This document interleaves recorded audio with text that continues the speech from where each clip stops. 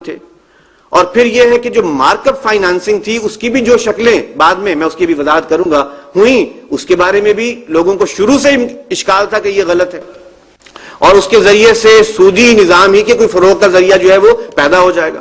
لہٰذا سن 1984 کی revise report میں پھر اس کا ذکر خاص طور پر کاؤنسل آف اسلامک آئیڈیالوجی نے کیا کہ ہم نے یہ تجاویز نہیں دی تھی، ہم نے اس کو فلاں معاملے کو بہت سپیرنگلی یوز کرنے کے لیے کہا گیا تھا اور ٹرانزیشنری پیریڈ کے لیے کیا گیا تھا، لیکن انہوں نے جو ہے معاملے کو اسی کو اختیار کر لیا اور اصل چیزوں کو جو ہے وہ چھوڑ دیا.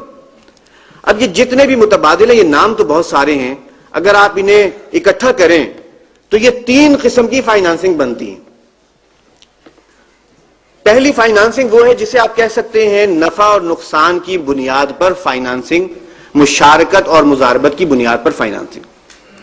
یعنی ایک بینک جو ہے کہ ایک بینک کسی کے شخص کے ساتھ یا کسی ادارے کے ساتھ اسے فائنانسنگ دے رہا ہے، لیکن اس بنیاد پر کہ آپ کاروبار میں ہم آپ کے ساتھ شریک ہوں گے اور ہم جو ہے سلیپنگ پارٹنر ہیں، ایک حد تک کاروبار آپ کریں گے، آپ جو ہیں اس میں سے منافع میں ہمیں حصہ دیں گے. یہ ایک امکان موجود ہے، اس لیے کہ شریعت نے مزاربت کو جائز قرار دیا ہے، مشارکت کو بھی. اس میں بہت تھوڑا سا فرق ہے مزاربت اور مشارکت میں، یہ دونوں ہی اصل میں پارٹیسپیشن کے اور جو اس طرح کی شراکت کے جو ہے وہ 2 شکلیں ہیں. مزاربت اور مشارکت میں فرق یہ ہے کہ اگر تو جو بھی اس معاہدے کے پارٹنرز ہیں، حصہ داران ہیں، وہ سب کے سب اگر کچھ جو ہے وہ کیپٹل کے ساتھ اور پیسے کے ساتھ شریک ہو تو وہ مشارکہ کی ایک شکل ہے. اور اگر ان میں سے ایک یا ایک سے زیادہ جو ہے وہ کیپٹل کے بغیر ہو، صرف اپنی جو ہے سروسز دیتا ہو اور دوسرا جو ہے وہ کیپٹل پرووائڈ کر رہا ہو، 2 یا 2 سے زیادہ، تو یہ ایک مزاربہ کی شکل ہے. اور اس کا اصول کیا ہے کہ جب بھی اس طرح سے آپ پارٹیسپیٹری بنیاد پر کوئی کسی کو پیسہ دیتے ہیں تو اس کے لیے مدت معاہدہ طے ہونی چاہیے، کتنی مدت کے لیے کیا جا رہا ہے. اس میں جو نفع اور نقصان کا تناسب ہے وہ طے ہونا چاہیے کہ کیا 50-50 کے حساب سے جو ہے 50% کے حساب سے منافع تقسیم ہوگا یا کوئی اور جو ہے وہ شکل ہو سکتی ہے. کسی اور شکل کو بھی منع نہیں کیا گیا. یہ نہیں ہے کہ آپ جو ہے وہ کوئی بھی جو اپنی شیئرنگ ریشو ہے اسے ایک خاص حد سے زیادہ نہیں بڑھا سکتے. وہ ایک خاص حالات میں تو ہیں لیکن عام حالات میں یہ نہیں ہے، بلکہ یہ کہ آپس کی نیگوشیشن کا ذریعہ.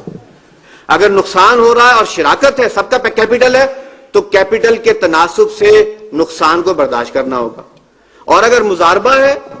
تو جو کیپٹل لا رہا ہے وہ کیپٹل کا پورا نقصان برداشت کرے گا، اور جو شخص جو ہے وہ اپنی ایفرٹس لا رہا ہے وہ صرف ایفرٹ کی حد تک جو ہے اپنا نقصان برداشت کرے گا، اس کا کیپٹل لاس نہیں ہوگا. تو یہ اصول ہے، کچھ بنیادی اصول جو مزاربت اور مشارکت کے ہیں. پھر اس میں ڈیٹیلز ہیں کہ مزارب کی ذمہ داریاں کیا ہیں، اس کے لیے کیا کیا جو ہے چیزیں راستے کھلے ہیں، اور رب المال کے لیے کیا ہے، اور اگر شراکہ ہے تو اس کی کس قسم میں کس کی کیا رسپانسبلٹیز ہیں. یہ پھر ڈیٹیلز ہیں جس کی اس وقت جو ہے بیان کی ضرورت نہیں. یہ ایک ایسا طریقہ ہے جس سے کہ بینک اگر کوئی ایک مالیاتی ادارہ جس میں فنڈ جو ہے جمع ہوتا ہے وہ اختیار کرے تو اس کے ذریعے سے منافع میں شریک ہو کر گویا کاروبار میں اپنا حصہ ڈال سکتا ہے. لیکن سوال یہ ہے کہ بینک اس طرف کیوں نہیں آتے، کم کیوں آتے ہیں. وجہ یہ ہے کہ اس میں بنیادی اصول یہ ہے کہ جو ذمہ داری ہے اور رسک ہے اسے شیئر کرنا پڑتا ہے. آپ کاروبار میں تو ہمیشہ فائدہ نہیں ہوتا، فائدہ کبھی زیادہ ہے کبھی کم ہے، نقصان بھی ہو سکتا ہے، لیکن پیسہ دینے والا جو خواہش ہوتی ہے نقصان نہ ہو، لہذا وہ اس آپشن کو اویل کرنے سے تھوڑا سا گریز کرتے ہیں. اب اگر ہم اسلامی بینکاری کی بات کر رہے ہیں اور ہمارے پیش نظر یہ ہے کہ سود سے بچنا ہے تو ہمیں اس اصول کو تو اختیار کرنا پڑے گا، یہ ایک مجبوری ہے. نبی صلی اللہ علیہ وسلم کا فرمان ہے ان الخراج بالضمان، کہ نفع کا اور جو ہے منافع کا استحقاق وہ رسک شیئرنگ کے ساتھ ہے. تم ذمہ داری بھی قبول کرو تو منافع میں تمہارا حق موجود ہے. اب اگر بینک اتنا بھی نہیں کر سکتا کہ جس کے ساتھ فائنانسنگ کی جا رہی ہے، انویسٹ کیا جا رہا ہے، ان کے لین دین کی کوئی مانیٹرنگ کر سکے، ان کے اکاؤنٹس کو چیک کرنے کا کوئی نظام بنا سکے کہ آیا وہ ہمارے ساتھ جو ہے کھیل تو نہیں کھیل رہے، اور جو ہے ان کے ساتھ کسی حد تک جو ہے وہ شریک نہ ہو، تو پھر ظاہری سی بات ہے وہ پھر پیور فائنانشل انٹرمیڈیشن چاہ رہے ہیں. وہ پھر اسلامی نظام کے تحت کام نہیں کرنا چاہ رہے. اسلامی نظام میں تو یہ ہے کہ اگر آپ اس پر اعتماد کرتے ہیں ٹھیک ہے، اسے کام کرنے دیجئے، اگر نہیں ہے تو آپ اپنا جو ہے کام کا کوئی حصہ طے کر لیں. اور بینک کے لیے بڑی سہولت سے ہو سکتا ہے کہ وہ اس کے جتنے بھی فائنینشیل ٹرانزیکشنز ہیں ان کے اوپر اپنی جو ہے کوئی چیک لگائے، دیکھے کہ وہ ٹھیک ہو رہی ہیں کہ نہیں ہو رہی، کہیں ڈبل بک کیپنگ تو نہیں کی جا رہی. اب جب یہ بھی نہ کرنا چاہیں گے تو ظاہری سی بات ہے یہ آپشن انہیں پھر سوٹ نہیں کر رہی ہوتی، اور وہ یہ کہتے ہیں کہ ہمیں یہ چیز پسند نہیں ہے لہذا اس کی طرف نہیں جائیں گے۔ اگر تو بینکنگ کرنی ہے اور اسلامی بنیادوں پر کرنی ہے تو اگر مزاربت اور مشارکت ہے تو پھر اس میں یہ ذمہ داری کا فیکٹر قبول کیے بغیر پاسبل نہیں۔ دوسرے قسم کے آپشنز وہ ہیں جس میں لوگوں کی کچھ فائنانسنگ کی کچھ نیڈ کسی انداز میں پوری ہو رہی ہے، اور وہ کیا ہے جسے ہم عام طور پر اجارہ کے نام سے جانتے ہیں۔ اجارہ شریعت میں ایک جائز کانٹریکٹ ہے۔ اس کا کیا مطلب ہے اجارے کا؟ اجارے کا مطلب یہ ہے کہ کوئی شخص کسی چیز کے استعمال میں دلچسپی رکھتا ہے، اسے استعمال چاہیے، اور وہ چیز ایسی ہے جو کہ استعمال کے ساتھ اپنا وجود ختم نہیں کر لیتی، اس کا وجود برقرار رہتا ہے، جیسے کوئی گھر ہے، کوئی کار ہے، کوئی گاڑی ہے، وغیرہ وغیرہ، اس طرح کی چیزیں جو استعمال کے ساتھ انٹیکٹ رہتی ہیں۔ اب کسی کو اس کی اونرشپ میں دلچسپی نہیں ہے، کیوں؟ اس لیے کہ اونرشپ اتنی مہنگی ہے کہ وہ اسے افورڈ نہیں کر سکتا، وہ چاہتا ہے استعمال کرنا ایک مدت تک کے لیے، تو اب اجارے کا ایک کانٹریکٹ شریعت نے جائز قرار دیا۔ اور یہ اجارہ جو ہے اجارت الاشخاص بھی ہوتا ہے کہ لوگوں کے ساتھ آپ کو کسی شخص کو غلام نہیں خرید سکتے، غلام کی اب جو ہے گویا حالات ہی نہیں ہے کہ آپ اسے خرید لیں، آپ اس کی صرف سروسز لینا چاہتے ہیں، اس سے معاہدہ طے کر لیں، صبح سے شام تک جو ہے 8 گھنٹے کام کرو گے تو میں تمہیں اتنا جو ہے اجرت دوں گا، یہ اجارت الاشخاص ہے، آپ نے گویا اس کی سروسز ہائر کر لی۔ اور دوسرا اجارہ ہے جسے اجارت الاشیاء کہا جاتا ہے، وہ ہے جس کا میں نے پہلے ذکر کیا کہ آپ چیز کو اون نہ کریں، اس کے اندر بہت زیادہ پیسہ انوالوڈ ہے، آپ اس کے صرف یوز کا حق لے لیں، یہ اجارہ ہے، یہ بھی جائز ہے۔ اب سوال یہ ہے کہ اگر یہ جائز ہے تو پھر بینکنگ میں یہ کیسے آئے گا، کس طریقے سے استعمال ہو سکتا ہے؟ اور اگر بینکنگ میں استعمال کیا جا رہا ہے تو اس میں اس کا مس یوز کیا ہے، اس کو بھی سمجھنے کی ضرورت ہے۔